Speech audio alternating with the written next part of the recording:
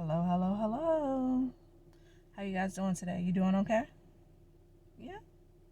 Very productive? Okay. So today we're going to talk about ownership.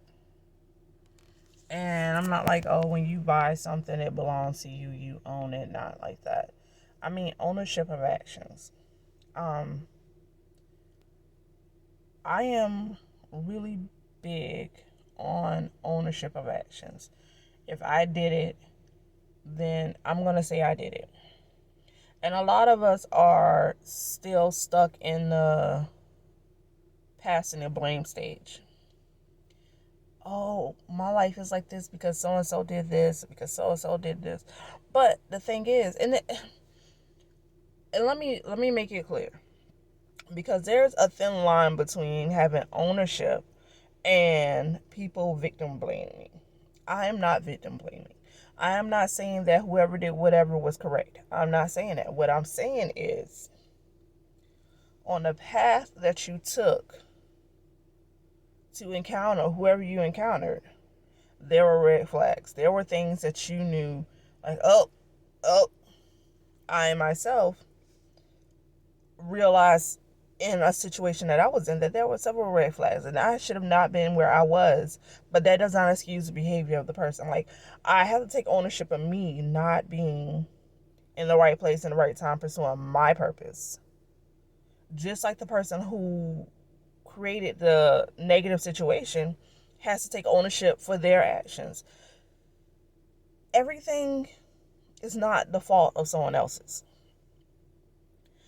And it is hard for people to sit with themselves and look at their errors and take ownerships of those errors. So there's a scripture in the King James Bible, and it says basically like not protecting your heart and having it abused is your fault. I forgot, me and my sister found that scripture. But it's right.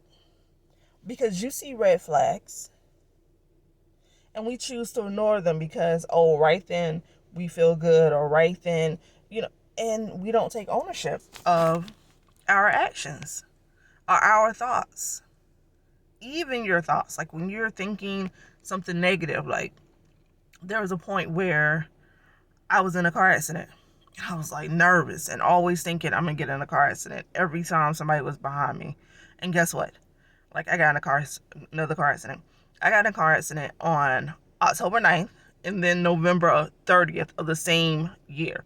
Because that October 9th put in my mind someone was going to rear end me. So on November 30th, I created a circumstance where giving the universe permission to have another person rear end me. And this time it was worse because I had all three of my kids in the car. You know, and I had to take ownership, like, dang, I got to be careful about what I think. I got to be careful about what I say. I got to be careful about how I move, because then you allow certain things to open up, spaces to be free. And in doing so, it's like, oh man, so and so did such and such. Yeah, but would so and so have been able to do such and such if you were doing such and such? You know what I mean? I know this is a tough one, but sometimes you just got to sit with yourself and think, man, how could I have moved differently? And then it prepares you for your future.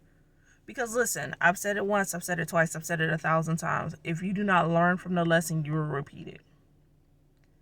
And a lot of the times when you're learning from lessons, you're learning how you moved incorrectly. Yeah, you're learning how to watch for other people's actions, but you also learn how you moved incorrectly. So take ownership of your actions. Make it personal, make it intentional. And if you do that, things might get a little bit easier.